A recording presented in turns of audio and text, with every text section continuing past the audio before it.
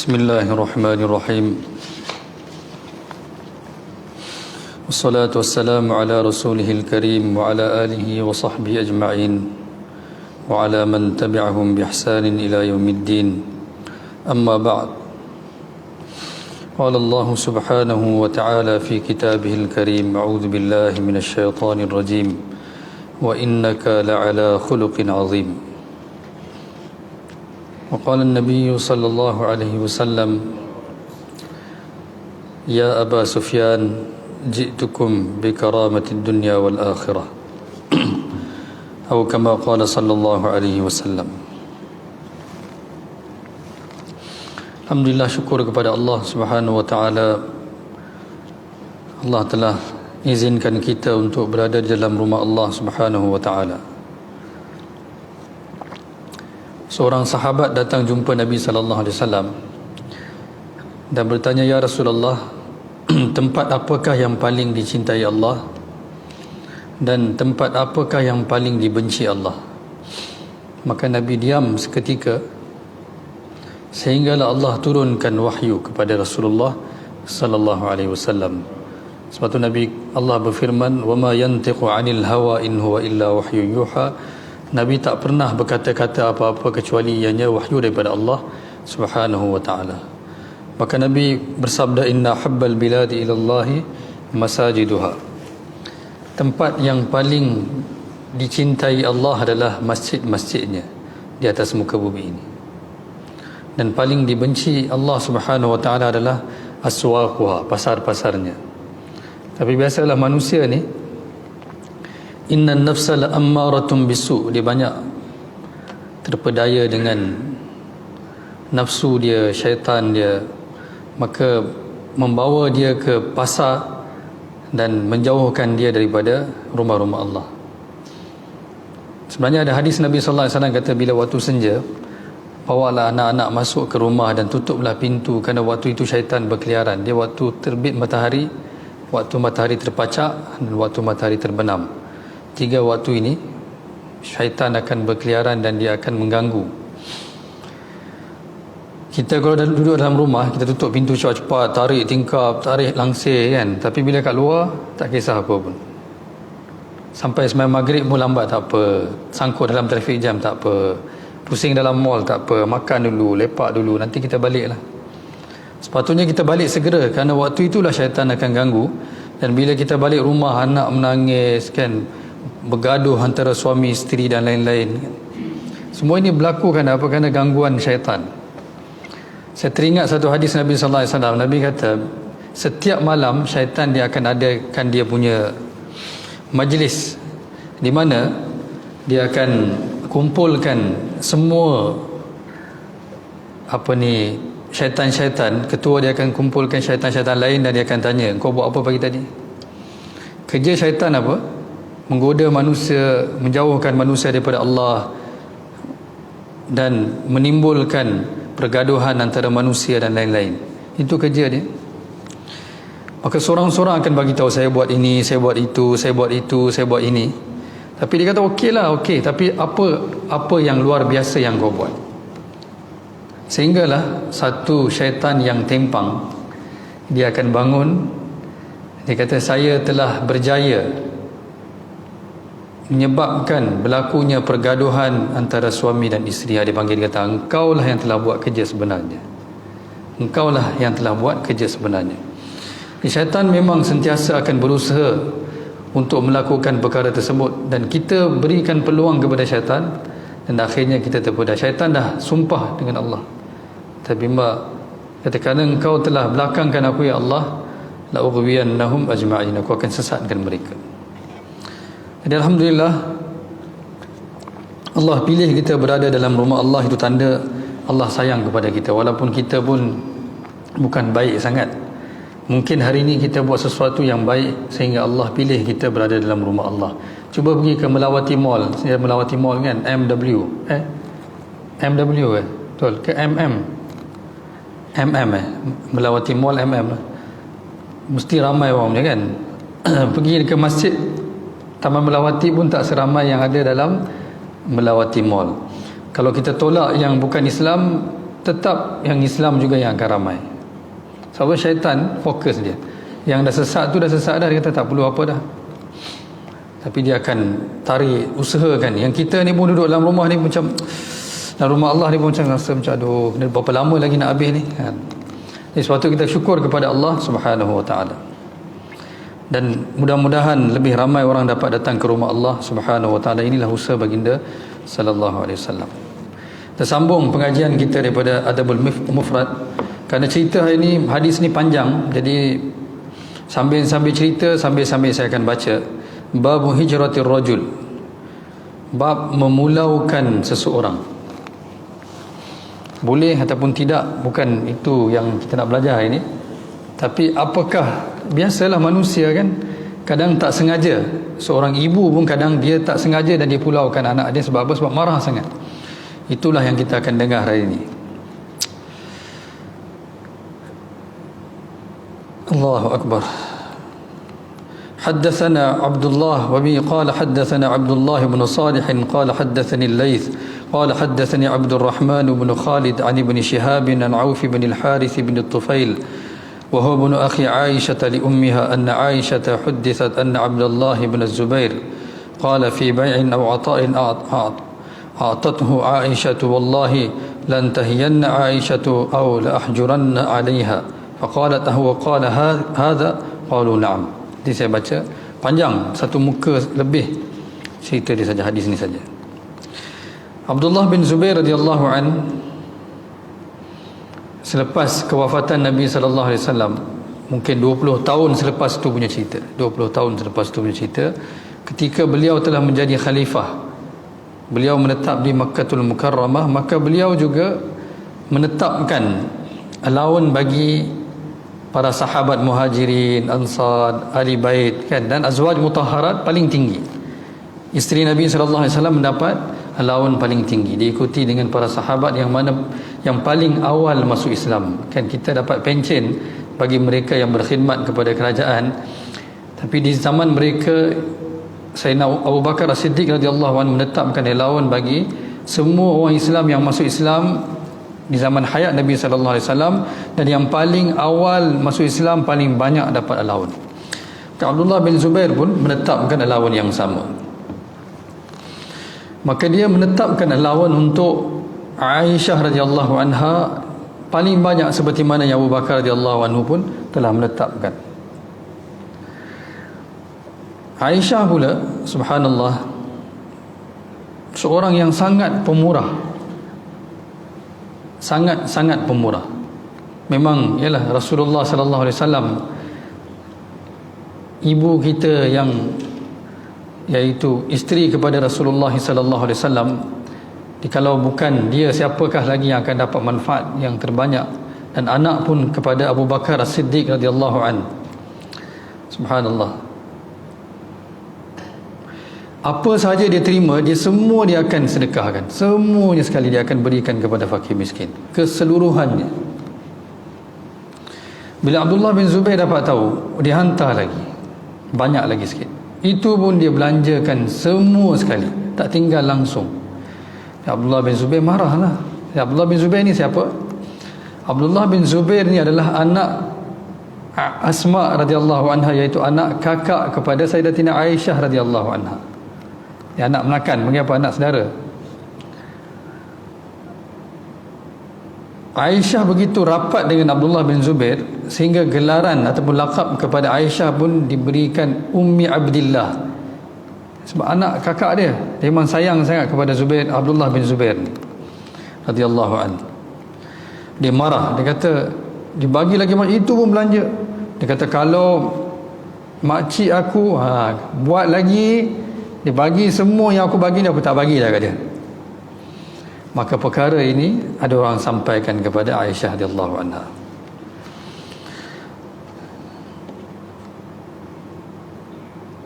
Jadi bila berita itu sampai kepada Sayyidatina Aisyah radhiyallahu anha, Sayyidatina Aisyah di Madinah, Abdullah bin Zubair di Mekah, Sayyidatina Aisyah di Madinah, rumah Nabi lah kan, dia duduk dalam rumah Nabi sallallahu alaihi wasallam. Maka dia kata betul, kata Abdullah cakap, kata. Dia kata kalau macam tu fahuwa lillahi nadhrun alla ukallima ibn az-Zubair kalimatan abadan. Kata kalau macam tu, dia kata aku bernazar, aku bersumpah dengan nama Allah, aku tak akan cakap dengan Abdullah lagi sampai bila-bila. Jadi pulau lah kan. Sedangkan dia sayang Abdullah. Sebab tu Nabi kata al-khalatu hiyal lebih kurang, atau kama qala sallallahu alaihi wasallam, iaitu mak, kakak ataupun adik kepada ibu kita ini sama seperti ibu, kedudukan mereka. Mereka punya hubungan sangat rapat biasanya. Kata al-khalatu hiyal maka dia marah dan dia telah bersumpah, kata dia tak akan cakap dengan Abdullah sampai bila-bila.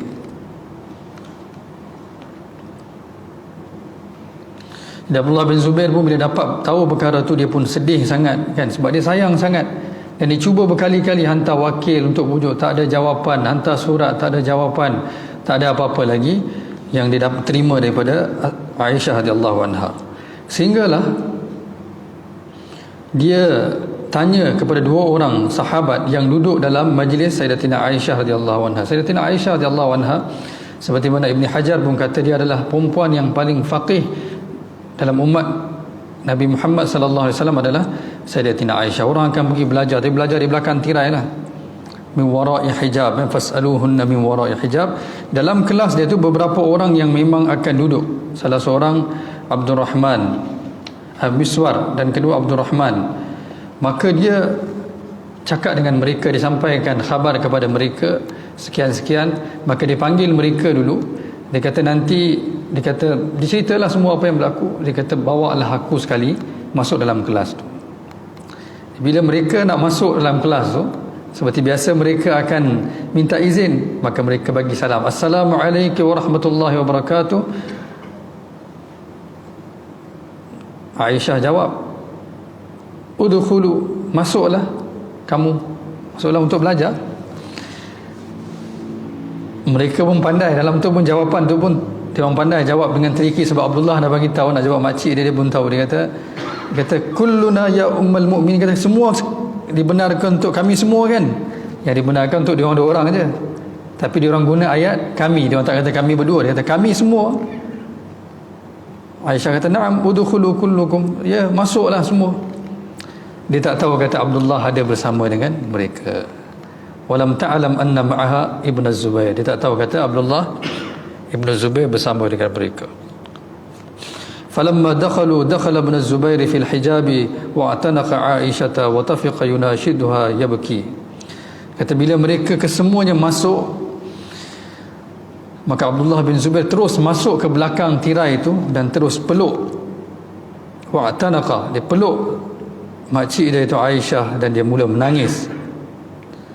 Maka Miswar dan Abdul Rahman pun mula menangis. Dia kata maafkanlah, dia kata anak saudara kau, maafkanlah, dia telah buat salah.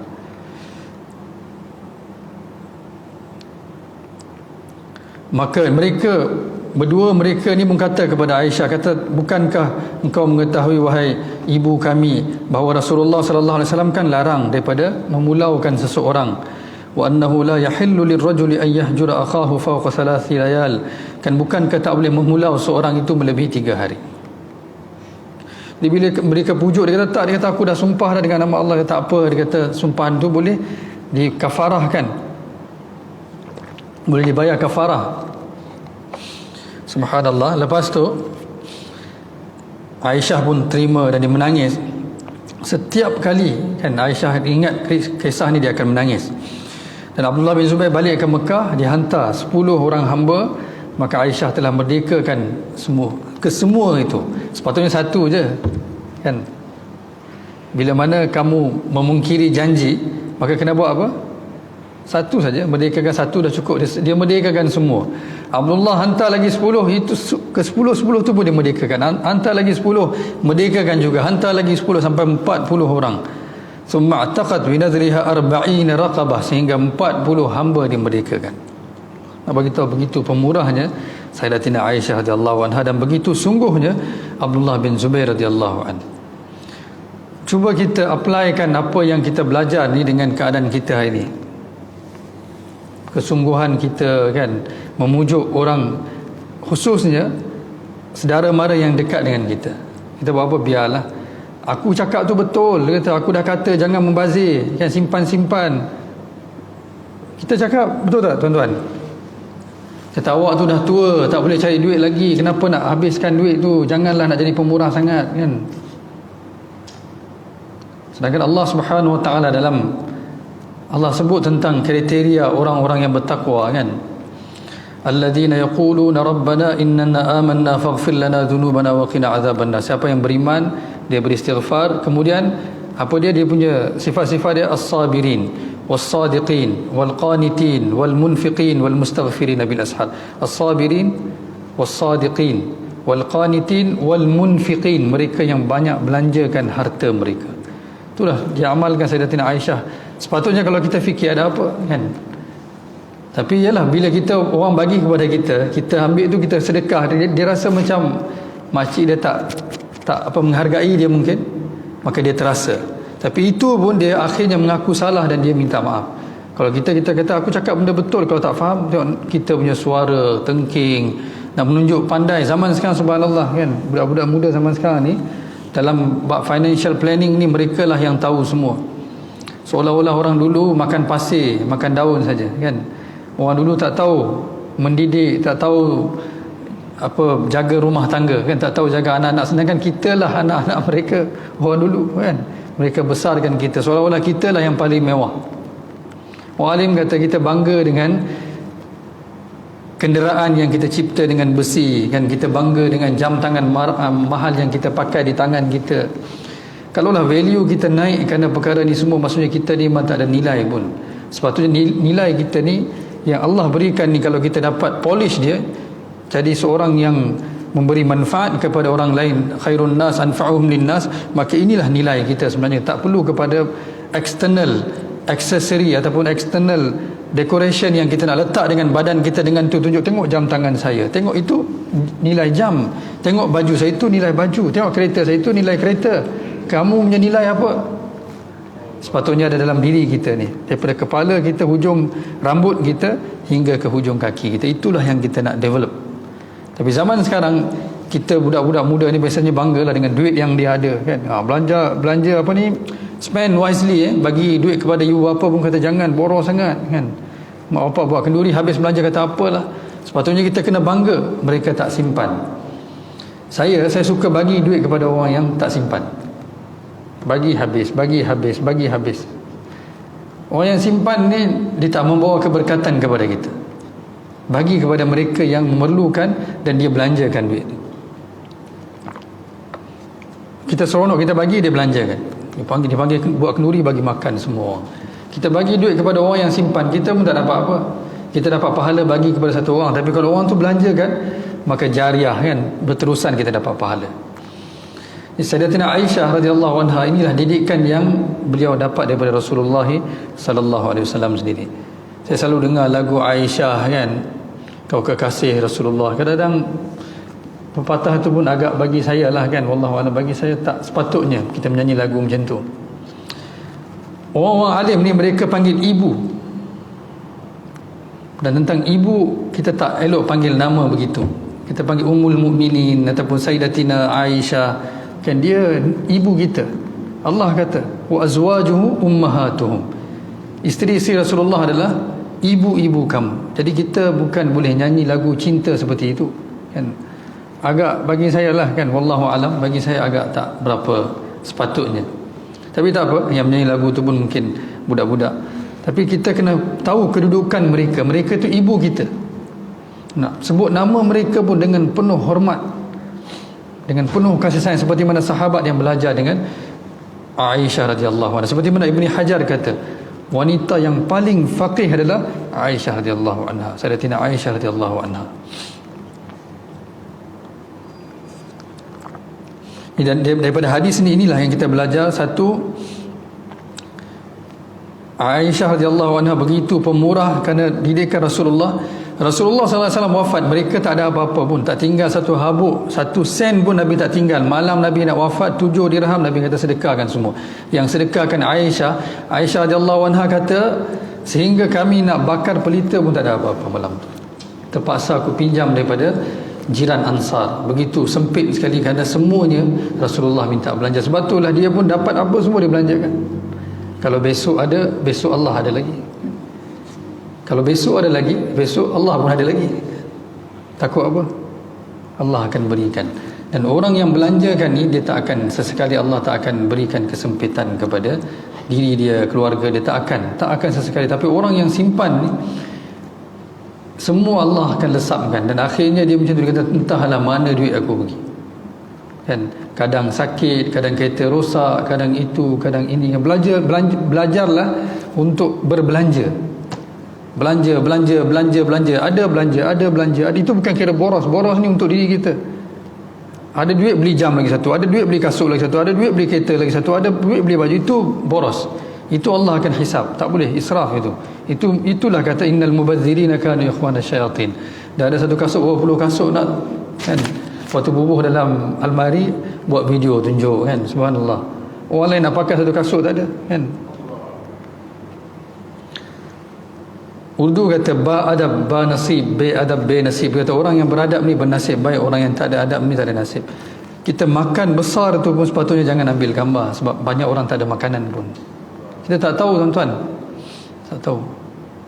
Berapa ramai orang yang saya pernah lihat dengan mata saya sendiri, mereka pergi kedai mamak, beli nasi, letak kuah, bayar RM1, bayar RM2, itulah makanan mereka. Mereka mampu itu saja. Kita siakap RM1,000 lebih, kan, RM800, RM700, tengah viral, kan. Beratus ribu ringgit sekali makan.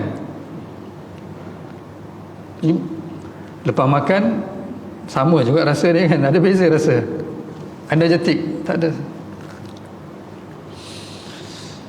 Subhanallah. Kadang orang yang puasa lagi kuat. Abdullah bin Zubair ni kata dia kuat. Dia sepanjang minggu dia puasa, dan orang kata bila hari ke-8 kami mendapati dia lebih kuat daripada kami yang tak puasa ni.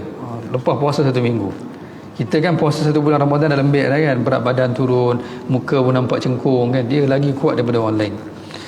Sebab mereka punya semangat dia, dan dia memang kuat lah, memang kuat. Dia kata bila Hajjaj bin Yusuf serang Kaabah masa nak bunuh dia, kan, Hajjaj bin Yusuf yang bunuh Abdullah bin Zubair ni, dan dia gantung Abdullah bin Zubair depan Kaabah. Bila dia baling, dia lontarkan, panggil apa tu, bola api tu. Bila masuk je waktu solat, Abdullah bin Zubair akan berdiri solat seperti tiang. Dia tak kisah dah jatuh batu ke apa, dia semayang macam tu. Tu Abdullah bin Zubair, dia punya kekuatan dia kat situ. Dia tak kisah apa dah. Kisah dia lah anak dia sekali ada ular masuk rumah dia. Maksudnya anak dia kat situ, orang semua dah kelam kabut dah, dia semayang. Habis semayang dia kata, apa berlaku, kenapa kecoh sangat? Dia kata ular datang. Dia kata aku tak perasan apa-apa. Ni Abdullah bin Zubair. Hubungan mereka dengan Allah Subhanahu wa ta'ala. Satu bab infak tadi, membelanjakan harta untuk orang lain, jangan belanja semua tadi sendiri, kan. Orang yang pemurah untuk diri sendiri, kedekut untuk orang lain, itu adalah kategori kedekut. Dan Allah sebut dalam Al-Quran, alladzina yabkhaluna wa ya'muruna an-nasa bil bukhl wa yaktumuna ma atahumullahu min fadli. Siapa yang kedekut ni, Allah sediakan azab pedih untuk dia. Wa alim kata Allah tak berkawan dengan orang kedekut. Allah tak berkawan. Allah tak berkawan dengan orang kedekut. Kalau orang tu pemurah, Allah bagi, walaupun dia seorang kafir, Allah bagi tempoh kepada dia, sebab dia pemurah. Sebab dia pemurah, Allah sayang dia. Tapi kalau dia tak beriman, maka kemurahan dia pun tak ada manfaat apa-apa di sisi Allah Subhanahu wa ta'ala. Saya pernah ceritakan yang Perwez Khusro nama dia tu. Dia adalah Raja Kisra, Raja Parsi. Bila mana Rasulullah sallallahu alaihi wasallam utuskan surat pertama kepada dia, dia tak baca pun. Dia koyak terus surat tu. Dia siapa? Tak baca pun, dia koyak. Nabi doa, semoga Allah koyak kerajaan dia seperti mana dia telah koyak surat aku. Maka Allah Subhanahu wa ta'ala, anak dia sendiri telah bunuh dia. Tapi saya nak cerita, tapi Allah bagi peluang kepada dia pun, kerana dia seorang pemurah. Ghulibatir Rum, maksudnya Allah berikan kemenangan kepada Kisra ni, sebab dia pemurah, memang sangat pemurah. Cerita yang paling famous tentang kemurahan dia tu, satu hari ada seorang datang jual ikan kepada dia. Maka dia telah beli ikan tu dengan harga yang sangat mahal. Ada riwayat kata 10,000 dinar, ada kata 30,000 dinar. Dia beli satu ekor ikan. Ikan siakap berapa harga?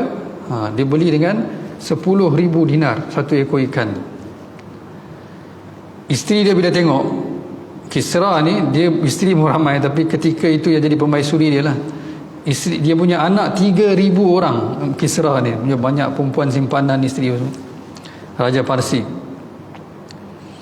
Maka permaisuri ataupun isteri dia kata kat dia, engkau dekat penjual ikan ni kau bagi 10,000, kang datang orang lain kau nak bagi apa? Maksudnya itu bau penjual ikan.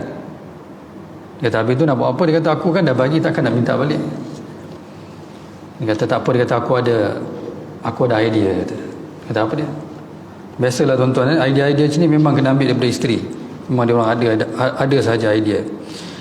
Dia kata macam ni, dia kata tanya kepada dia, penjual ikan tu, ikan tu jantan ke betina? Kalau dia kata jantan, kata saya nak ikan betina, pulangkan balik, kata. Pulangkan duit, saya pulangkan ikan balik. Kalau dia kata betina, kau katalah saya nak jantan. Jadi bila dia tengok isteri raja ni bisik sesuatu kat Perwira Khosrow, dia kata ada something wrong, dia kata. Itu pun pandai. Raja kata masing-masing, ikan tu jantan ke betina? Dia kata tuan raja, bukan jantan, bukan betina, tetapi pondan. Dia punya gembira, dia kata bagi lagi 10,000 dinar kat dia. Isteri dia kata inilah jadi lahir kita cerita. Nak bagi tahu punya pemurah dia bagi lagi, dia kata bagi 10,000 dinar lagi kat dia. Bila dia ambil dah 10 tadi dengan 10 ni, jatuhlah 1 shilling dinar kat bawah. Itu pun dia kutip. Isi nak bagi tengok, saya dah kata dah memang tamak, kata punyalah banyak kau bagi, 7 keturunan dia makan pun tak habis. Itu pun dia kutip. Kau tanya dia kenapa kedekut sangat, dia panggil, mai sini. Kata aku bagi kau punyalah banyak. Dia kata 1 shilling jatuh, itu pun kau kutip. Dia kata pula, dia kata ni ada apa lagi. Kata tuan raja, kata dekat atas shilling tu ada nama tuan raja. Kalau saya biarkan di bawah takut orang pijak. Jadi untuk memuliakan nama tuan raja, saya telah kutip. Kata bagi lagi 10,000 dinar kat dia. Isteri dia kata kau ambil semua, kau pergi cepat-cepat, kau tidak habiskan khazanah kami. Kerana dia murahnya Allah Subhanahu Wa Taala bagi juga pemerintahan kepada dia, walaupun dia majusi, maksudnya mereka ni menyembah api. Tapi nak bagi tahu pemurah ni Allah tetap bagi peluang. Tapi orang yang kedekut ni memang tak ada.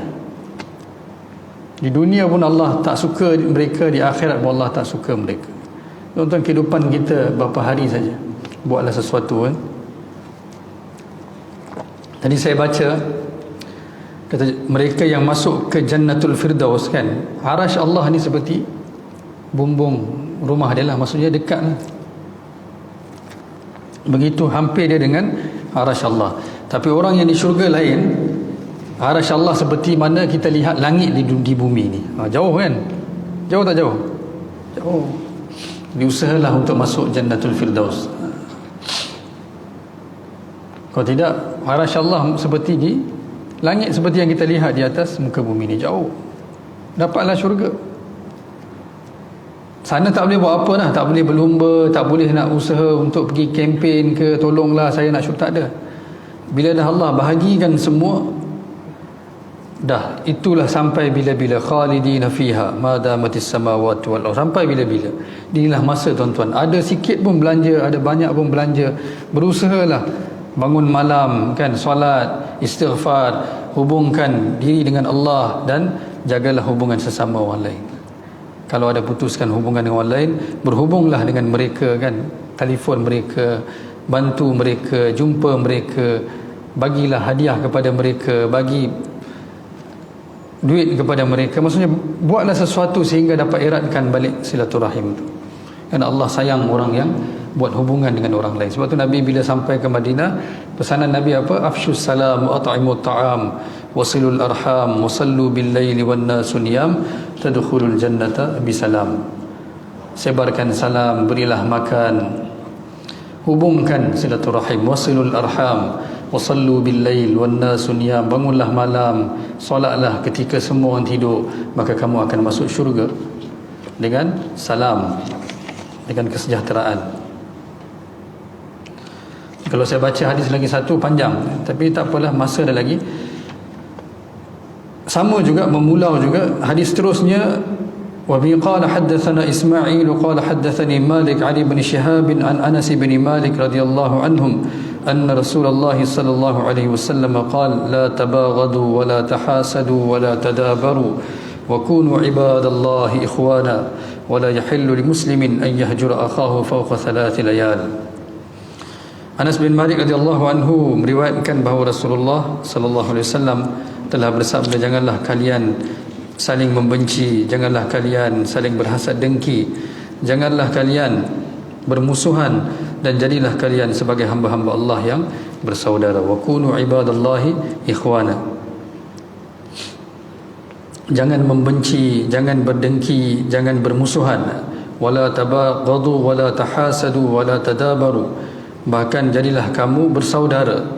Wa kunu ibadallahi ikhwana, jadilah hamba Allah yang bersaudara. Wala yahillu li muslim ay yahjura akhahu fawqa 3 layal. Tak boleh seorang Islam itu memboikot saudaranya melebihi daripada 3 malam. Jangan boikot. Tapi manusia kadang kemarahan kita kan, sehingga kita tak dapat nak kawal kan. Kita bukan benci orang tu, tapi marah. Sekurang-kurangnya maafkan dia kan, daripada hati kata saya telah maafkan. Dan lebih kurang daripada tu, lagi kurang daripada tu, jangan balas keburukan dengan keburukan. Itu lebih, maksudnya yang paling rendah, lebih rendah daripada tu. Mula-mula sekali maafkan dia. Kalau nak maafkan dan tak maafkan boleh, tapi tak bolehlah, saya tak boleh lagi nak bercakap dengan dia, maka jangan sedikit pun terfikir untuk memberikan dia mudarat ataupun menjatuhkan dia. Dan jangan gembira bila mana dia dalam kesusahan. Tanda-tanda seorang beriman adalah dia tidak bergembira dengan kebinasaan musuh dia. Bila musuh dia binasa, dia tak rasa gembira. Itu tanda-tanda seorang itu beriman. Kalau musuh binasa dia gembira, maksudnya dia tak beriman. Sebab tu Nabi menangis bila tengok musuh-musuh Allah pun.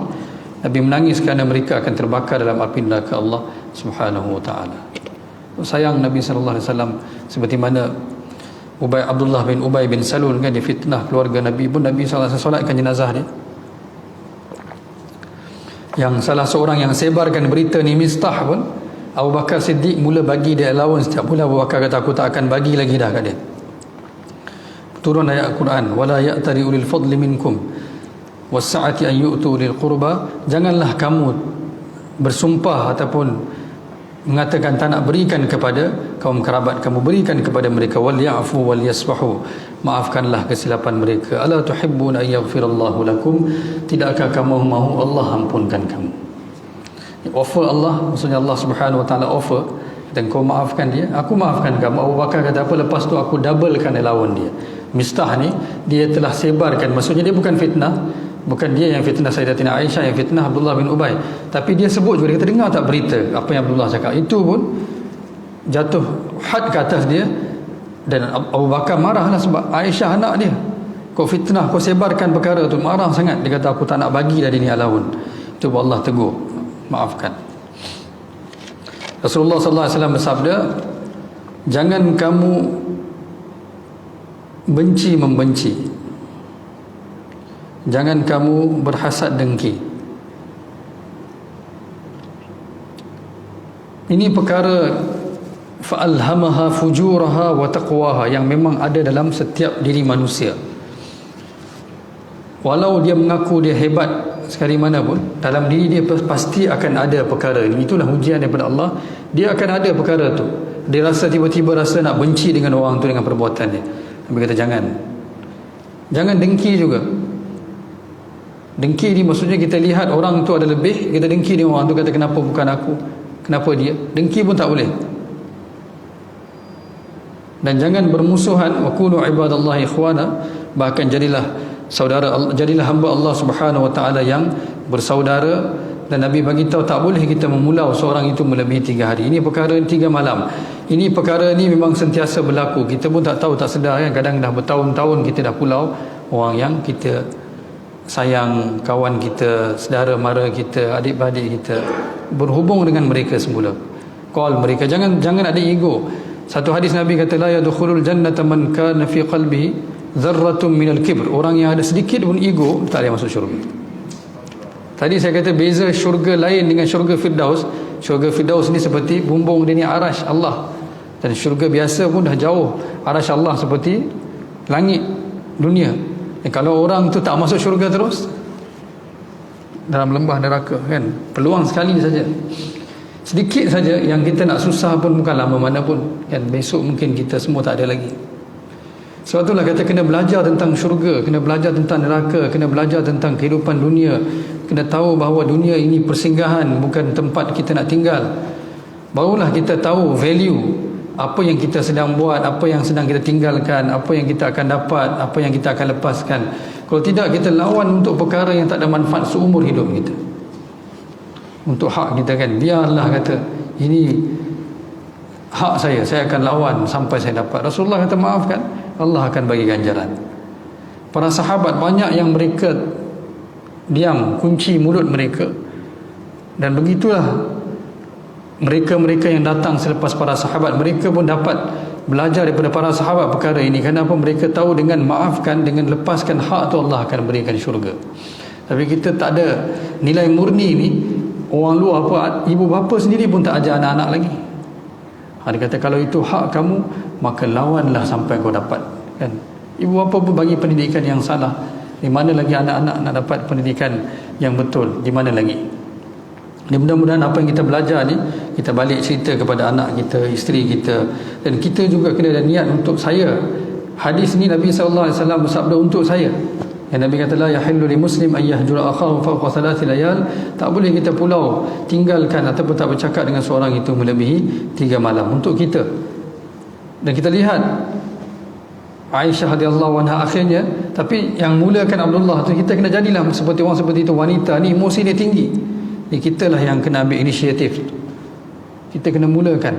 Jangan kita mati dalam keadaan kita dah buat salah ataupun orang lain dapat dosa kerana kita. Ini banyak perkara yang Rasulullah SAW telah ajar kita sebelum kita meninggal dunia, sehingga orang alim kata kalau seumur hidup setiap hari kita belajar pun belum tentu kita dapat belajar kesemuanya. Tapi itu pun kita kata dah habis belajar, dah apa lagi nak belajar, kan? Kita guna akal kita. Sebab itulah kita pun akhirnya terpesong, akhirnya kita pun dah menyimpang, kan? Afara'aita man ittakhadha ilahahu hawa wa adallahu Allahu ala ilm. Siapa yang guna akal dia saja, Allah akan sesatkan dia walaupun dia berpengetahuan. Akal kita ni bukan untuk kita gunakan untuk perkara, maksudnya dalam panduan ni Allah turunkan Quran, akal tu untuk faham panduan itu saja, bukan untuk gunakan sesuka hati. Allah kata, wa in tuti' aktsara man fil ard yudilluka an sabilillah. Kalau kau ikut kebanyakan orang yang ikut akal ni, mereka akan sesatkan kamu daripada Allah. Mereka kata akal, saya kata, kan? Akal saya kata, akal saya kata, akal saya kata, akal saya kata. InsyaAllah sampai situ saja. InsyaAllah kita akan sambung lagi. Semoga Allah Subhanahu Wa Taala berikan kita kefahaman dan dapat beramal dengan setiap sabda Nabi sallallahu alaihi wasallam. Subhanallah bihamdihi, subhanakallah.